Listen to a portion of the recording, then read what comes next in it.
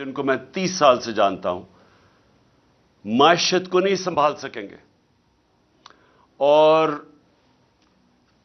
شوکت ترین کو بھی بھیجا، سمجھانے کی کوشش کی کہ کدھر پاکستان کھڑا ہے، دنیا کا کیا ماحول ہے. یوکرین کی جنگ شروع ہو چکی تھی، کموڈٹی سپر سائیکل، قیمتیں اوپر چلی گئی تھیں دنیا میں.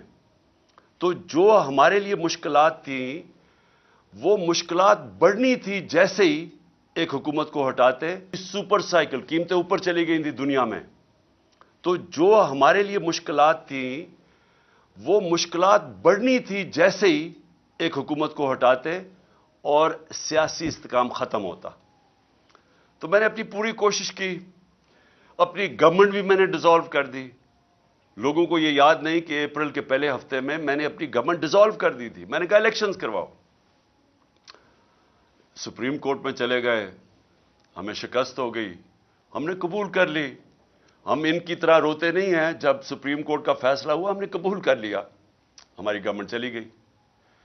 اس کے بعد میں بار بار یہ کہتا رہا کہ جب تک آپ اس ملک میں الیکشن نہیں کروائیں گے، سیاسی طور پہ ملک سٹیبل نہیں ہوگا.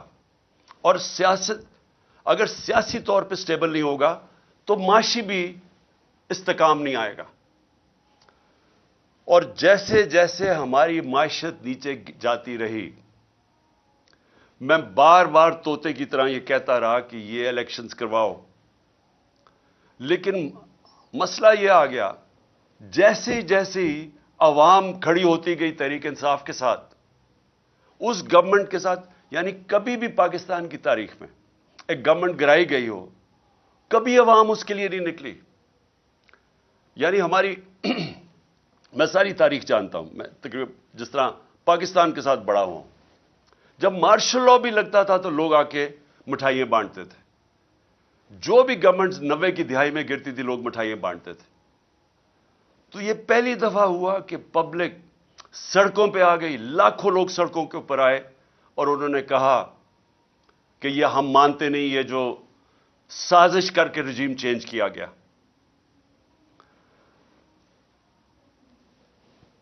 بدقسمتی سے بجائے میری بات سننے کے لیے، کیونکہ میں تو وہ کہہ رہا تھا جو پاکستان کی بہتری تھی، بجائے میری بات سننے کے ہمارے کارکنوں کے اوپر جو سختی کی گئی.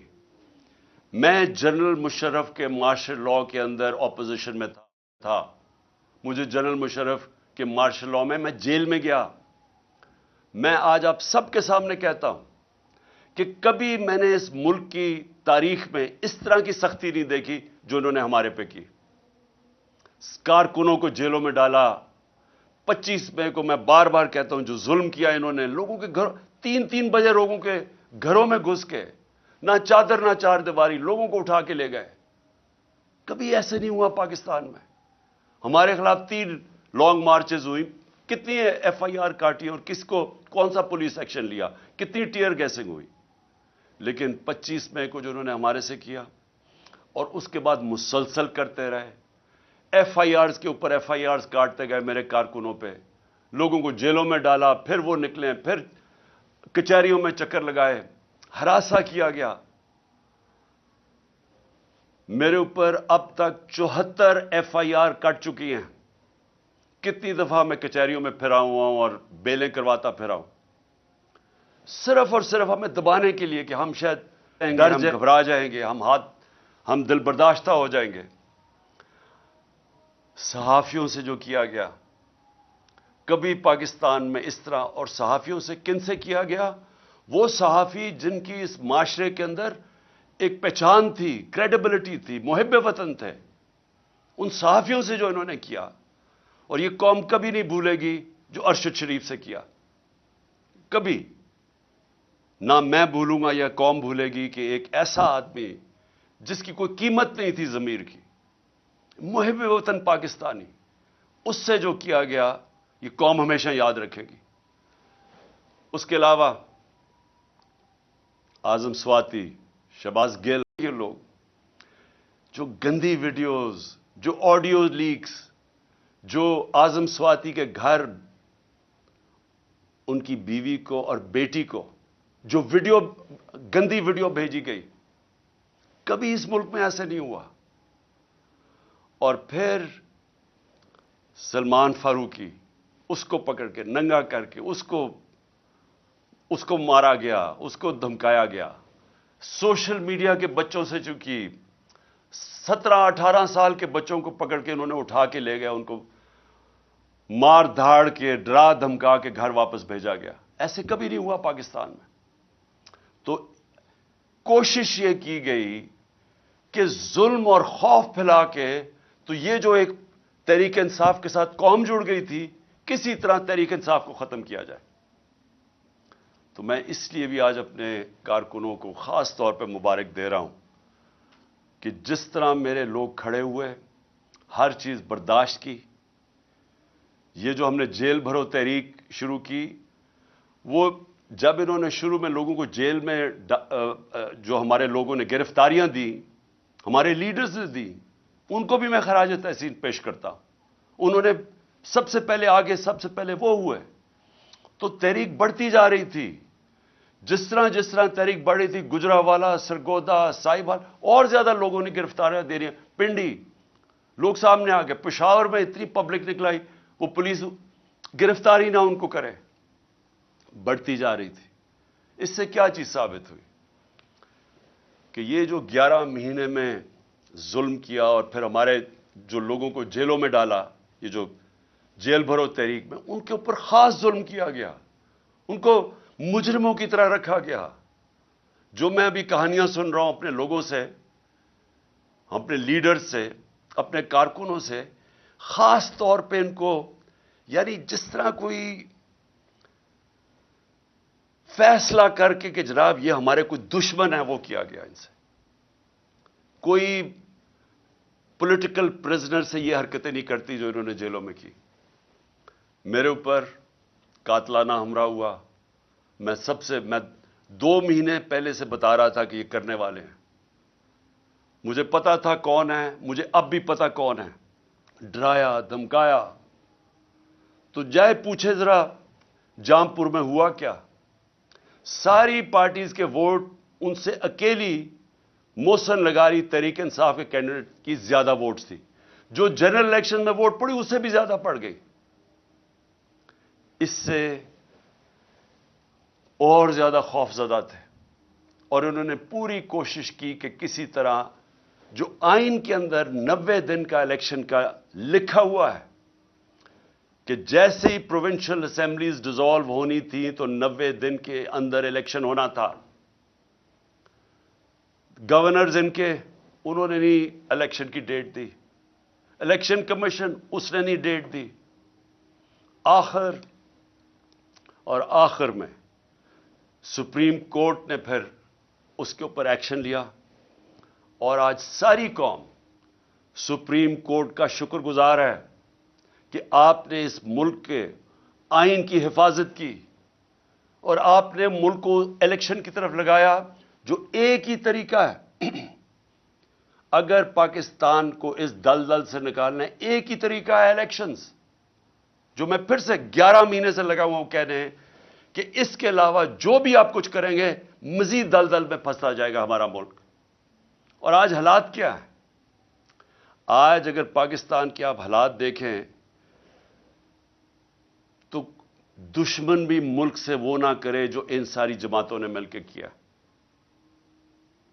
صرف ان کا مقصد تھا کہ ان کو جو کرپشن کے کیسز تھے ان کے اوپر وہ معاف کروانے تھے. آتے ساتھ ہی اپنے کرپشن کے کیسز معاف کروا لیے. 1100 ارب روپیہ، 1100 ارب روپے کے کرپشن کے کیسز معاف کروا لیے. میں پھر سے آپ کو بتاؤں کہ ہمارے 3.5 سال میں 480 ارب روپیہ نیب نے ریکور کیا تھا. پاکستان کی تاریخ میں سب سے زیادہ پیسہ نیب نے ہمارے دور میں ریکور کیا تھا. 480 ارب روپیہ. 1100 ارب روپیہ اور ریکور ہونا تھا. انہوں نے اسمبلی میں آئے اور صرف پہلے آتے ساتھ ہی کام کیا، اس کی نیب کے قانون چینج کیا، امینڈ کیا، نیب کو ختم کیا. صرف اب نیب کا کام رہ گیا کہ انتقامی کارروائی اپوزیشن پہ کرے. اور نیب اب کوئی وہ جو پیسہ، جو اتنا پیسہ اس ملک کا چوری ہو واپس آنا تھا، وہ انہوں نے ہضم کر لیا. لیکن انہوں نے جو ملک کے ساتھ کیا ہے، اور اسی لیے یہ سب الیکشن سے ڈر رہے ہیں. پاکستان کی تاریخ کی سب سے زیادہ مہنگائی، یاد رکھیں انہوں نے 2 دفعہ مہنگائی مارچ ہمارے خلاف کی تھی. آج پاکستان کی تاریخ کی سب سے زیادہ مہنگائی ہے.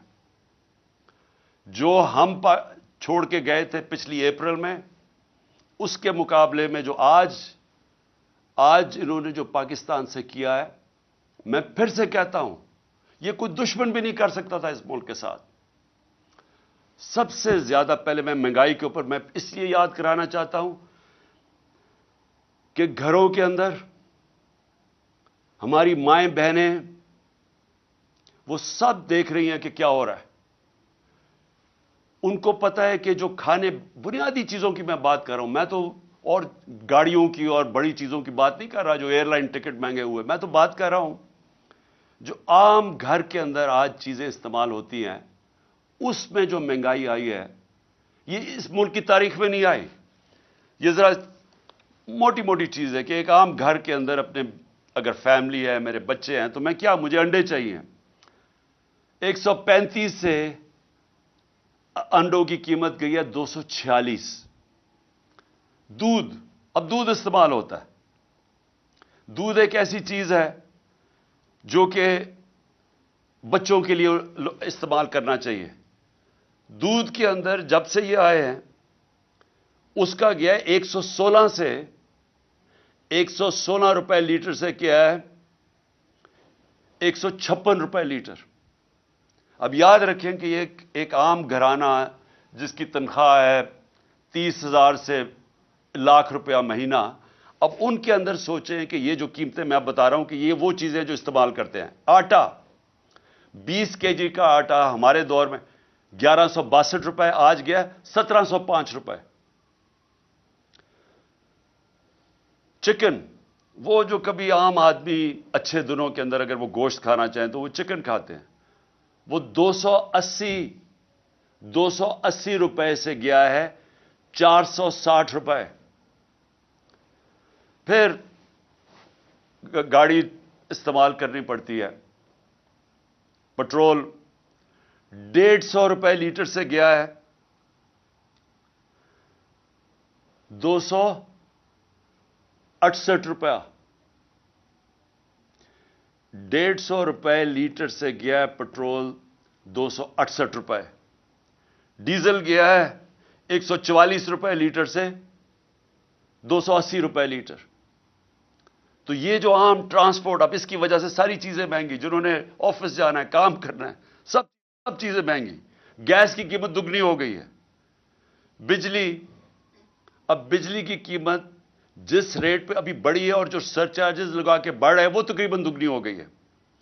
ٹیوب ویل، کسانوں کے لیے میں بات کر رہا ہوں، میں صرف اس لیے یہ جو موٹی موٹی چیزیں باقی میں نہیں بتاتا. کسانوں کے لیے ٹیوب ویل، اب وہ کسان ٹیوب ویل استعمال کرتا ہے، اس کو اپنی فصلیں اگانی ہوتی ہیں، اس کو جو پیسہ بچتا ہے وہ پھر واپس لگاتا ہے. لیکن ٹیوب ویل ہم نے سبسڈائز کیا ہوتا 8 روپے یونٹ. 8 روپے تھا ٹیوب ویل کا، آج وہ چلا گیا ہے 36 روپے. 4 گنا زیادہ مہنگا ہو گیا. پھر ہوا کیا، میں صرف جلدی سے یہ بتا دوں کہ آج حالات ہمارے ہیں کیا. جو روپیہ گرا ہے، ہمارے 3.5 سال میں ڈالر کے مقابلے میں روپیہ گرا تھا 55 روپے 3.5 سال میں. یہ یاد رکھیں کہ ان 3.5 سال میں عالمی مہنگائی تھی، کرونا کی وجہ سے سپلائی لائنز افیکٹ ہوئی تھی، اس کی وجہ سے ساری دنیا میں مہنگائی تھی، جس کو کموڈٹی سپر سائیکل کہتے ہیں. بجلی مہنگی، سب چیزیں مہنگی ہوگی، تیل مہنگا ہو گیا. اس وقت ہمارے وقت کے اندر اس مہنگائی کے باوجود جو پاکستان تھا اس کے مقابلے میں آج دیکھیں کہ مہنگائی آج کدھر گئی. اس پاکستان کے اندر جو ہماری اکانومی گرو کر رہی تھی 6% پہ، آج وہ زیرو پہ چلی گئی ہے. اور جو لوگوں کو خوف آ رہا ہے کہ جس طرح ملک میں سے پیسہ باہر جا رہا ہے، جس طرح انڈسٹری بند ہو رہی ہے، جس طرح کسان متاثر ہو رہا ہے، خوف اب یہ ہے کہ یہ جب صفر پہ جب پہنچ جائے گی گروتھ ریٹ، اس کا مطلب بے روزگاری اور بڑھ جائے گی. اور بے روزگاری ایک طرف بڑھے گی، دوسری طرف مہنگائی بڑھ رہی ہے. اور آگے مایوسی ہے کہ 8 لاکھ پاکستانی پروفیشنلز ملک چھوڑ کے باہر چلے گئے. یہ ہے مایوسی کا عالم اس دور میں. دو اور چیزیں میں آپ کو بتا دوں کہ اس دور میں کوئی بڑا مسئلہ نہیں آیا. ہمارے دور میں کرونا آیا، جو صدی میں ایک دفعہ اتنا بڑا ایک عذاب آتا ہے. صدی میں ایک دفعہ اس طرح کا ایک سانیہ ہوتا ہے جو ساری دنیا میں، کرونا نے دنیا میں جو امپیکٹ کیا. ہمارے دور میں اس کے باوجود ہمارا ملک بھی آگے جا رہا تھا، ہماری معیشت بھی 6% پہ بڑھ رہی تھی. 17 سالوں کے بعد اس طرح اوپر جا رہا تھا. انڈسٹری وہ ریکارڈ پرفارم کر رہی تھی، وہ آگے بڑھ رہی تھی. ہمارا جو زرعی پیداوار تھی وہ 4.5% پہ تھی. وہ کوئی 17 سال کے بعد اوپر ملک جا رہا تھا. تو جب ملک اوپر بھی جا رہا تھا، روزگار 50 لاکھ نئی نوکریاں ملی ہمارے دور میں. تو اس مشکل حالات کے اندر، کرونا کے باوجود، کموڈٹی سپر سائیکل کے باوجود، ہم جب وہ ملک کو سنبھال رہے تھے تو ان کے کون سی قیامت آئی کہ آج پاکستان ادھر آگے کھڑا ہو گیا. آج جو سب سے بڑا مسئلہ ہے کہ آج اگر جس طرح ہم جا رہے ہیں، ابھی مزید اور مہنگائی آنے والی ہے. ابھی یہ جو روپیہ گرا ہے، حال ہی میں جو روپیہ ابھی اور گرا ہے، اس کا بھی اور امپیکٹ پڑے گا. اور بھی تیل اور پٹرول اور مہنگے ہونے لگے، اور یہ مزید اور ہم دلدل میں دھستے جائیں گے. تو اس کا حل کیا ہے؟ میں آج اصل میں کیونکہ یہ الیکشن ہماری کیمپین شروع ہونے لگی ہے، تو میں پہلے اب آپ کو بتاتا ہوں کہ راستہ کیا ہے اس میں سے نکلنے کا. قوم آج یہ پوچھ رہی ہے کہ اگر تحریک انصاف آتی ہے تو ہم کیا کریں گے، ہم کیسے قوم کو اس مشکل وقت سے نکالیں گے. سب سے پہلے جب تک اس ملک کے اندر ایک گورنمنٹ نہیں آتی جو ایک پبلک مینڈیٹ لے کے آئے، جو پبلک کی ووٹ سے آئے، جو پبلک جس پہ اعتماد کرے. پہلا تو اگر ملک کو اب اس دلدل سے نکالنا ہے، پہلے تو وہ گورنمنٹ چاہیے جس کے ساتھ پاکستان کی قوم کھڑی ہو، اور وہ صرف الیکشن سے آ سکتی ہے. میں یہ امید رکھ رہا تھا کہ جب 2 صوبوں کے اندر الیکشن اب سپریم کورٹ نے کہہ دیا اور وہ ہوں گے انشاءاللہ 30 اپریل کو، تو میں امید یہ رکھ رہا تھا کہ اتنی ان میں عقل آ جائے گی کہ بجائے 60% پاکستان میں الیکشن ہو، جنرل الیکشن کر دیں. اس سے ملک میں، کیونکہ جنرل الیکشن ہوگا تو ملک کے اندر استحکام آئے گا. کیونکہ جو بھی ہم کریں گے، جب تک ایک گورنمنٹ، ایک پاکستان کے اندر نیشنل الیکشنز ہو کے ایک گورنمنٹ نہیں آتی، تو سیاسی استحکام نہیں آنے لگا. اور وہ سیاسی استحکام الیکشنز میں آئے گا، اور اس کے بعد معاشی استحکام آئے گا. تو پہلا قدم تو یہ ہے کہ الیکشنز کروا کے ایک گورنمنٹ آئے پبلک کا مینڈیٹ لے کے، جو 5 سال کے لیے آئے، اور اس کے ساتھ اس کو عوام اس کے اوپر اعتماد رکھے کہ یہ مسئلے حل کرے گی. پھر یہ پہلا قدم ہے اس دلدل سے نکلنے کا کہ معیشت کے لیے سرٹنٹی، انگریزی کا لفظ ہے سرٹنٹی.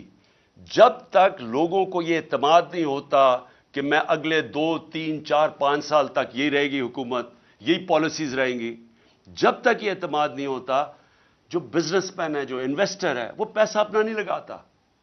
کیونکہ انویسٹر ہمیشہ سب سے زیادہ ایک ایسی چیز ہے جو سب سے زیادہ موسم کو دیکھ کے گھبراتا ہے کہ آگے کیا ہوگا. کیونکہ اس نے آج پیسہ لگانا ہوگا تو وہ پیسے کے اوپر جب اس کی آمدنی واپس آنی ہے تو وہ ٹائم لگتا ہے. تو اس کے لیے سب سے زیادہ سیاسی استحکام چاہیے، اور وہ تب آتا ہے الیکشن سے، جب ایک ملک میں ایک سٹیبل گورنمنٹ آئے. تو پہلا قدم تو یہ ہے. اب میں آپ کو بتا رہا ہوں کہ ہم نے اس میں سے نکلنا کیسے ہے. یہ جو जिधर हम पहुंच गए हैं, जिधर ये इम्पोर्टेड हुकूमत ने इस मुल्क को आज पहुंचा दिए, अपने तो पैसे इन्होंने सारे करप्शन माफ करवा ली है, लेकिन अब आगे तो इनके पास अब कोई रास्ता रहा ही नहीं है। ये तो जो भी जब से आए हैं जो बातें कहते रहे हैं, वो मुल्क तो मजीद और नीचे जाता रहा है। बड़ा शोर मचाया था कि 200 से मैं नीचे लेके जाऊंगा डॉलर को, तो डॉलर तो आज जिस तरह हालात नजर आ रहे हैं वो तो 300 पे पहुंचने लगा।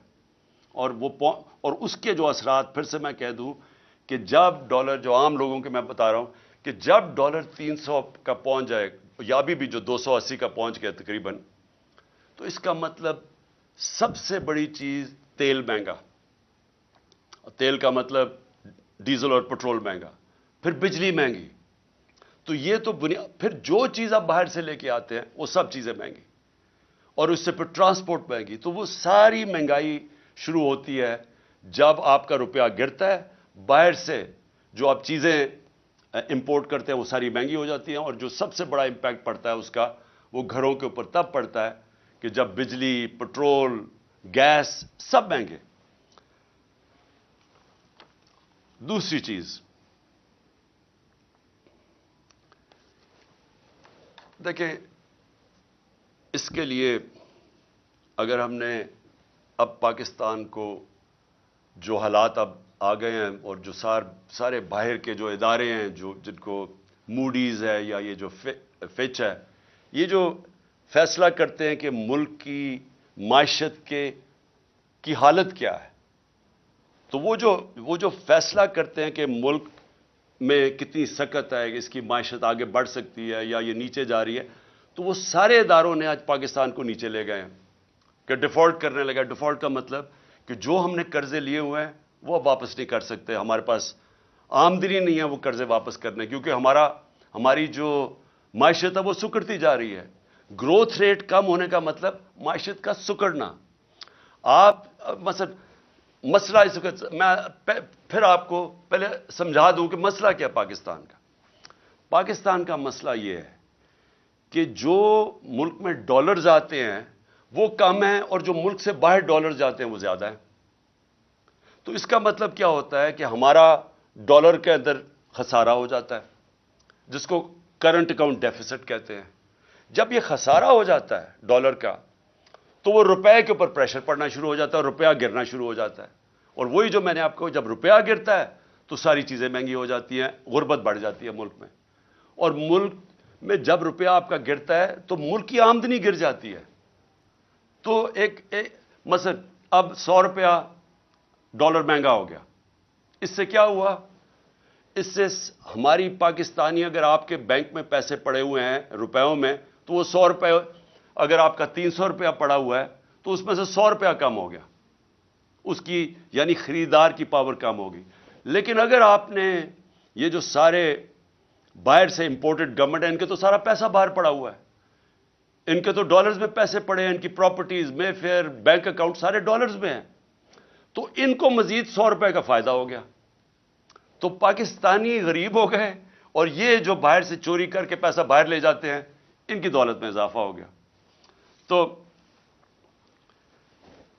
सबसे, जो मैं ये दूसरे पॉइंट आपको कहने लगा था कि सबसे इंपॉर्टेंट अब चीज क्या है इस वक्त, इस मुश्किल जो हम आगे देख रहे हैं, इससे अगर हमें निकलना है तो एक मुल्क को यूनाइट होना पड़ेगा, हमें मुत्तहिद होना पड़ेगा। ये जंग अब ये ऐसी नहीं लड़ी जाएगी कि गवर्नमेंट आई और कोई गवर्नमेंट समझे कि वो अकेली लड़ सकती है।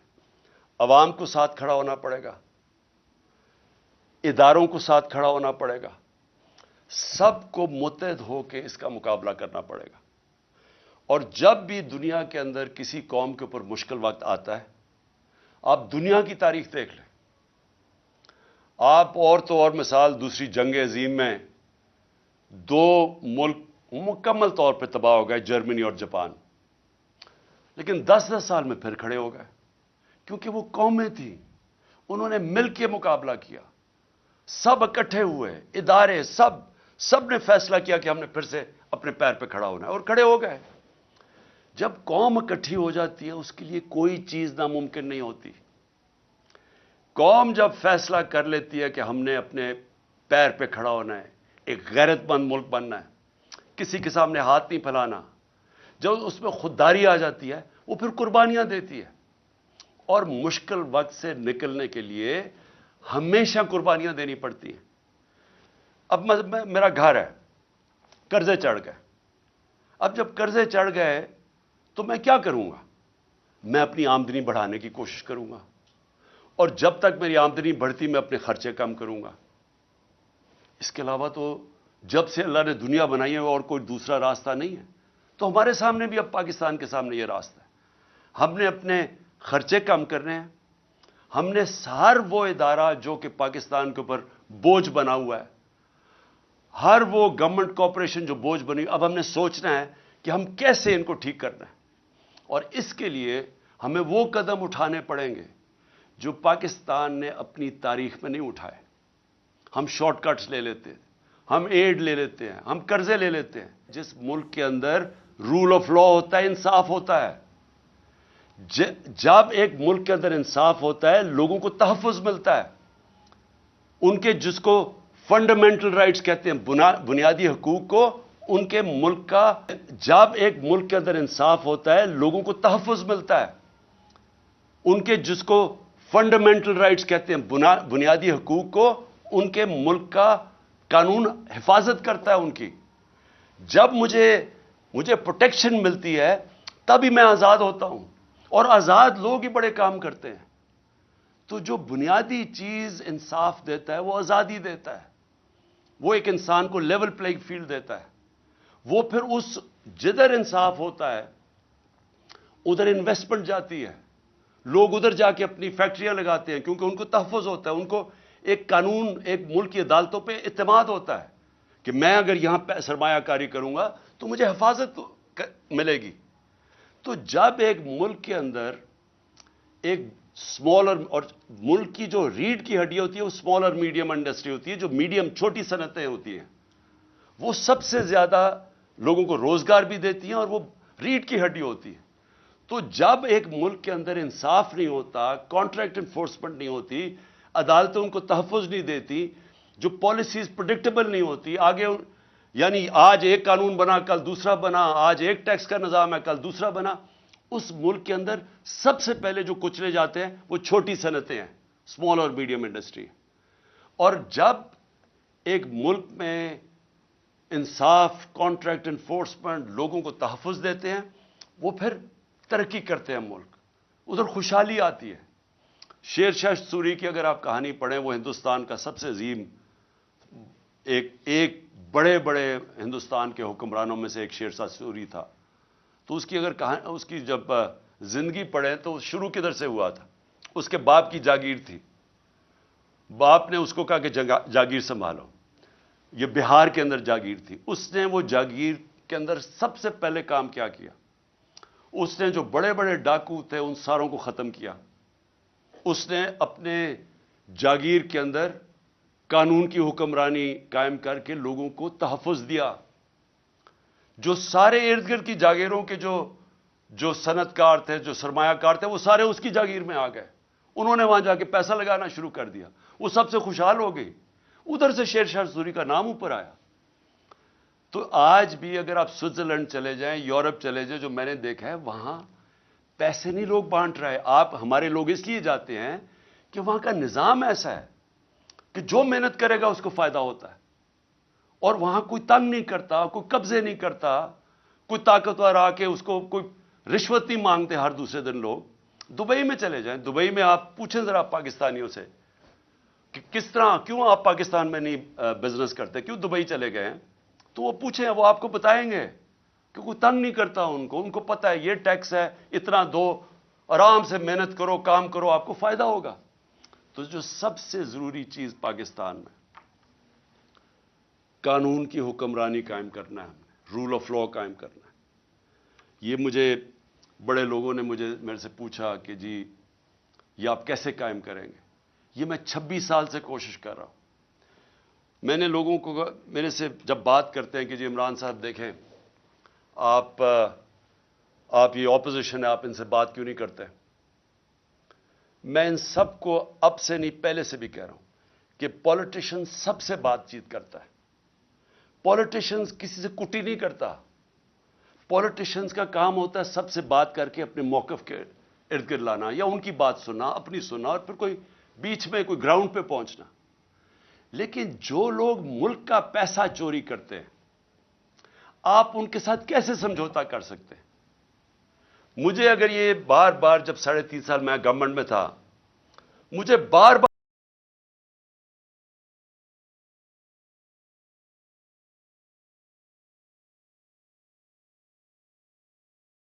این آر او دے دو. میں این آر او نہیں دے سکتا, کیونکہ میرا پیسہ انہوں نے نہیں چوری کیا, پیسہ عوام کا چوری کیا ہے. میں کون ہوتا ہوں کہ عوام کا پیسہ ان کو معاف کر دوں؟ اور جب آپ ان کو معاف کرتے ہیں تو باقی چوروں کو کیوں پکڑتے ہیں؟ پھر جیلوں میں بیچارے غریب لوگ کیوں پھنسائے ہوئے ہیں؟ میں سب سے بات کرنے کے لیے تیار ہوں, سب سے سمجھوتا کرنے کے لیے تیار ہوں, کیونکہ جو آگے پاکستان کے حالات ہیں, میں پھر سے کہہ رہا ہوں کہ ساری قوم کو مل کے ان کا مقابلہ کرنا پڑے گا. میرے اوپر قاتلانہ حملہ ہوا, مجھے پتہ ہے کس کس نے حملہ کیا. میرے اوپر حملہ ہوا, میں معاف کرنے کے لیے تیار ہوں ملک کی خاطر, کیونکہ ہمارے نبی صلی اللہ علیہ وسلم نے, جن کے ہم امتی ہیں, انہوں نے جب فتح مکہ ہوا تو انہوں نے جن لوگوں نے ان کے اوپر ظلم کیا تھا, انہوں نے سب کو معاف کر دیا. نیلسن منڈیلا نے اسی سنت پہ چلتے ہوئے, کیونکہ وہ تو رحمت العالمین ہے نا, وہ تو سب انسانوں کے لیے ایک رحمت بن کے آئے تھے. تو نیلسن منڈیلا نے جب 27 سال جیل میں گزارے, جب وہ باہر نکلا تو اس نے سب کو معاف کر دیا جنہوں نے اس کے اوپر ظلم کیا تھا. اور اس نے یہ کہا کہ ٹروتھ اینڈ ریکنسیلیشن, بس یہ سچ بول دو کہ آپ نے یہ ظلم کیا ہے تو ہم آپ کو معاف کر دیتے ہیں. ساؤتھ افریقہ کو بچا گیا, وہاں خون خرابہ ہونا تھا. آج بھی پاکستان جدھر کھڑا ہے اس وقت ملک کو اکٹھا ہونا ہے. تو میرے لیے, میں اپنی اگر ذات کے لیے پالیٹکس کر رہا ہوتا تو میں بھی کہاں جی اس کو میں نہیں چھوڑوں گا تو اس سے میں بدلہ لوں گا تو فلانے سے لوں گا. یہ میری ذات کی بات نہیں ہے, یہ ملک کی بات ہے. اور ملک آج ادھر کھڑا ہے. پاکستان کی تاریخ میں اتنا برا وقت پاکستانیوں پہ نہیں آیا. اس وقت جو اندازہ یو این ڈی پی اندازہ لگا رہی ہے کہ 1 کروڑ لوگ غربت کی لکیر سے نیچے چلے جائیں گے. ایک اندازے کے مطابق 50 لاکھ لوگ وہ بھوکے رہ جائیں گے. جو آج کل حالات ہے, تو ہم سب کی ذمہ داری ہے کہ اپنے ملک کے لوگوں کی جو اس وقت مشکل حالات میں ہیں, جو مہنگائی میں وہ حالات ہیں جو کبھی پاکستان میں نہیں تھے, ہمیں ان کو سامنے رکھنا ہے, اپنی ذات کے اوپر نہیں آنا. ان کے لیے ہمیں ملک کو اکٹھا کرنا ہے. ہم نے آگے اس ملک کو پیر پہ کھڑا کرنا ہے تو شروع ادھر سے ہوگا جدھر ایک سارے ادارے مل کے اب فیصلہ کریں. عدلیہ, ہماری عدلیہ کا بہت بڑا رول ہے. جوڈیشل ریفارمز چاہیے. ہم اپنی عدلیہ کے اندر ریفارمز کریں تاکہ انویسٹر آئے. سب سے زیادہ پاکستان کا اثاثہ میرے پاکستانیوں یاد رکھیں اوورسیز پاکستانی ہیں. یہ جو آپ کے تقریباً 1 کروڑ پاکستانی باہر بیٹھا ہوا ہے, ان کا پیسہ ڈالروں میں کمایا جا رہا ہے. یہ اتنا بڑا اثاثہ ہے کہ ہم تھوڑی عقل استعمال کر لیں, ملک میں ماحول ٹھیک کر دیں, جس کو کہتے ہیں انویسٹمنٹ انوائرمنٹ ٹھیک کر دیں, ایز آف ڈوئنگ بزنس کر دیں. ہم ان کے لیے رکاوٹیں کم کر دیں. ہم اپنی بیوروکریسی کو, سول سروس کو, اپنی عدلیہ کو, اپنی فورن مشنز جو بیٹھی ہوئی ہیں, ہماری جو فورن ایمبیسیز ہیں, سب کو لگا دیں کہ ہم نے ان کو سہولتیں دینی ہیں پاکستان میں, تاکہ یہ اب پاکستان میں سرمایہ کاری کریں. آپ کو اندازہ نہیں کہ اس ملک میں کتنا پیسہ آ سکتا ہے. جو ہم تھوڑے تھوڑے ڈالرز کے لیے ذلیل ہو رہے ہیں دنیا میں, ایک دفعہ بیرون ملک پاکستانیوں کے لیے ہم ماحول بنا دیں, اس ملک میں اتنا پیسہ آ سکتا ہے, ڈالرز آ سکتے ہیں کہ ہمیں کبھی آئی ایم ایف کے پاس جانا نہ پڑے. آپ کو میں ابھی بلومبرگ ایک ایک وہ میگزین ہے بلومبرگ، اس میگزین کے اندر، کیونکہ دنیا کے اندر دنیا کے جو ملک ہیں ان کی معیشت کے اوپر وہ کامنٹ کرتی ہے، دبئی میں، ذرا یہ غور سے سنیں، دبئی میں 20,000 پاکستانی، 20,000 پاکستانیوں نے پراپرٹیز خریدی ہیں 10.4 ارب ڈالر کی۔ ہم آئی ایم ایف کے پیچھے، ہمارا پروگرام تھا 6 ارب ڈالر کا، ہم نے 3 ارب ڈالر لیے تھے اپنے دور میں۔ ہم اس کے لیے اپنی آزادی بھی کھو بیٹھتے ہیں، اپنی عزت بھی کھو بیٹھتے ہیں۔ صرف 20,000، یاد رکھیں 1 کروڑ پاکستانی باہر ہے، 20,000 پاکستانیوں نے دبئی میں 10.4 ارب ڈالر کی پراپرٹی خریدی ہے۔ تو وہ پہلے تو پوچھے وہ دبئی میں کیوں خرید رہے ہیں؟ اور وہ تو یہاں سے پیسہ باہر جا رہا ہے نا۔ ہمیں پتہ ہے کہ یہاں بڑے بڑے جو بدقسمتی سے یا طاقتور لوگ جو یہ پیسہ چوری کرتے ہیں وہ سارا باہر بھیج دیتے ہیں۔ یہ جو سارے مے فیئر کے فلیٹ اور یہ سارا یہاں کا چوری کیا ہوا پیسہ گیا ہوا ہے۔ تو میں تو صرف دبئی کی بات کر رہا ہوں، میں تو یورپ کی نہیں بات کر رہا، میں امریکہ کی نہیں بات کر رہا، میں انگلینڈ کی بات نہیں کر رہا، لندن میں کتنی پراپرٹیز ہے پاکستانیوں کی اس کی بات نہیں کر رہا، میں تو صرف دبئی کی بات کر رہا ہوں۔ سوچیں پاکستانیوں کا یہ تو ملک سے باہر پیسہ جا رہا ہے۔ یہ سوچ لیں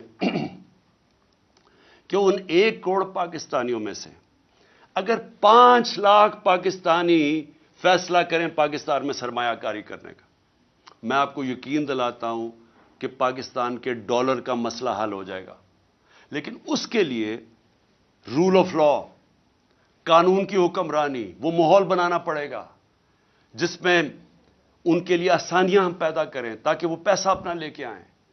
اور یہ دنیا میں جب ویتنام، یہ جو ملک آگے بڑھے ہیں، ان ساروں نے ماحول پیدا کیا جدھر سے باہر سے انویسٹمنٹ آئی، لیکن ان کے پاس، ان کے لوگوں نے نہیں کی، انہوں نے تو چائنیز انویسٹمنٹ لے کے آئے ویتنام میں۔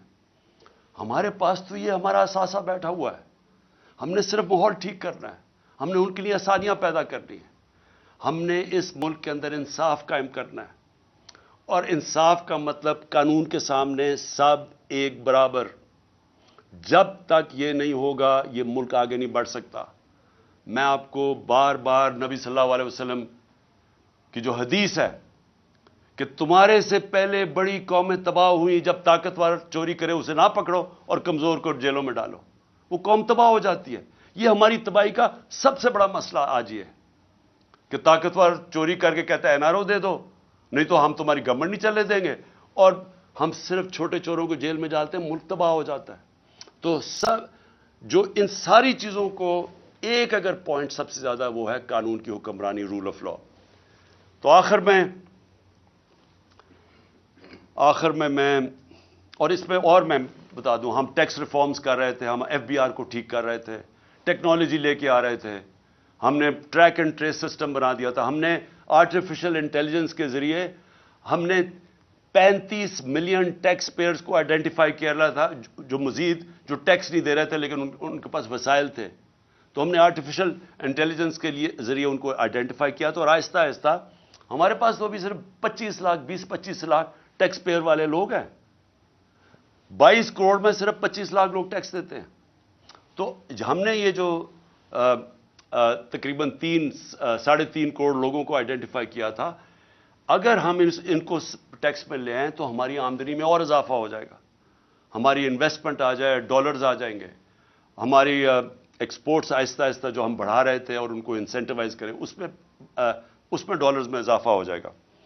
تو آخر میں اور پھر مدنیات، ہم نے کبھی اس کے اوپر زور ہی نہیں دیا۔ ایک تو بڑا غلط کیا کہ سارے صوبوں کے اندر منرلز کی جو ڈپارٹمنٹ ہے وہ ادھر ڈال دی، ان کے پاس کیپیسٹی نہیں ہے۔ اتنا زیادہ پوٹینشیل ہے پاکستان مدنیات یا منرلز کو ہم بیچ کے، ہم نے اس میں بھی ایسٹیمیٹ کیا ہم اور ڈالرز لا سکتے ہیں پاکستان کے اندر۔ تو آخر میں انشاءاللہ اگلے ہفتے میں اپنا پہلا جلسہ کر رہا ہوں اور میں آغاز کر رہا ہوں اپنی الیکشن کیمپین کا۔ میں اپنی ساری اب خیبر پختونخوا اور پنجاب میں سارے اپنی پارٹی کو کہنا چاہوں گا تیاری کر لیں. میں انشاءاللہ اگلے ہفتے 10 دن زیادہ سے زیادہ 2 ہفتے تک ٹکٹ سارے بانٹ دوں گا. میں اب خود ٹکٹس کا میں آپ کو یہ بتا دوں کہ اس باری میں خود ٹکٹس دے رہا ہوں.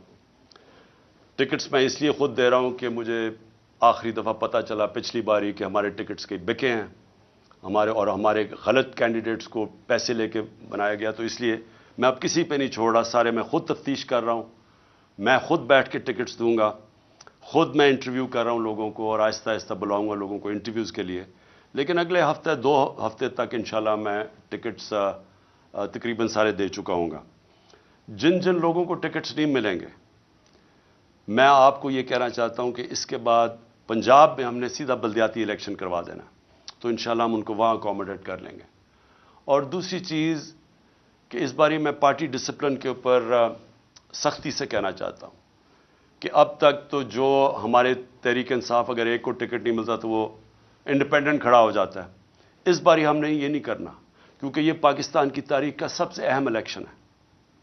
اس کے لیے اگر جو پارٹی ڈسپلن توڑے گا فوری طور پہ ہم اس کو پارٹی سے نکال دیں گے. اور میں اس لیے کہہ رہا ہوں کیونکہ میں پوری اپنی دیانتداری سے کوشش کر رہا ہوں, اور میں آپ کو یہ کہتا ہوں کہ کسی قسم کی نہ میں نے سفارش آج تک سنی ہے, نہ مجھے کسی قسم کی کوئی لالچ کوئی دے سکتا ہے. تو میں اپنی پوری دیانتداری سے ٹکٹس دوں گا. اور میں پھر سے کہتا ہوں کہ اگر کوئی کسی نے پھر کھڑا ہو گیا تو ہم اس کو اس باری پارٹی سے نکال دیں گے. ہفتے کو پہلا میرا جلسہ ہے, اور مجھے یہ پتہ ہے کہ اس وقت ایک پلان بنا ہوا ہے.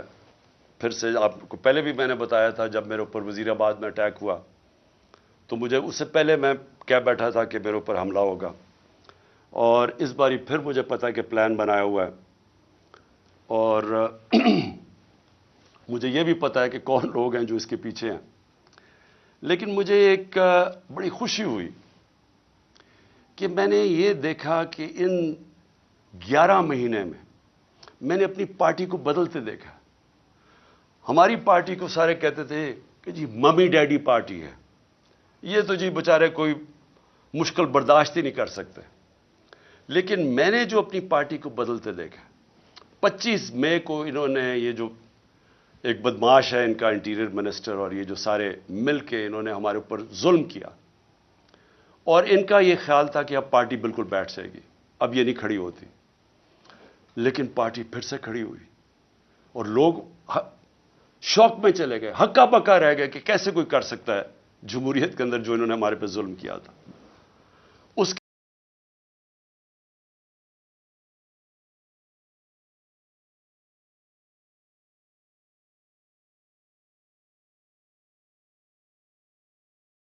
کا عزم مضبوط ہو گیا.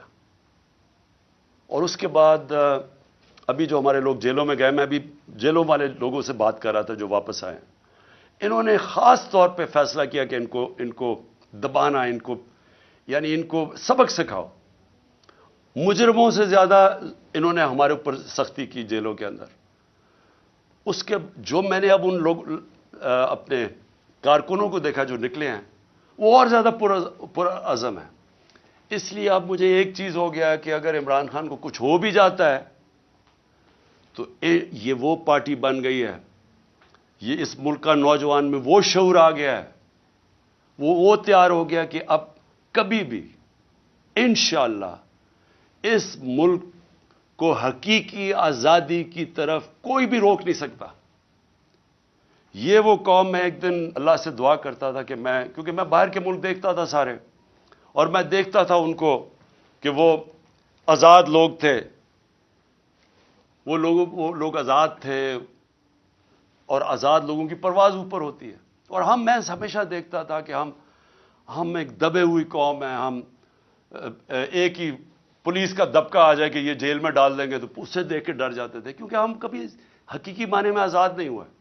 اب میں ایک آزاد قوم کو ابھرتے دیکھ رہا ہوں. میں اپنے نوجوانوں کو لا الہ الا اللہ کا مطلب سمجھتے دیکھ رہا ہوں. لا الہ الا اللہ انسان کو غیرت دیتا ہے, خودداری دیتا ہے. یہ جو خوف کا سب سے بڑا جو غلامی انسان کرتا ہے, وہ خوف کی بت کی غلامی کرتا ہے. میں نے اس سے آزاد ہوتے دیکھا لوگوں کو.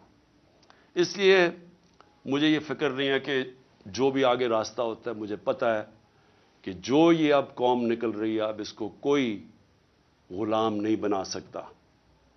پاکستان زندہ باد.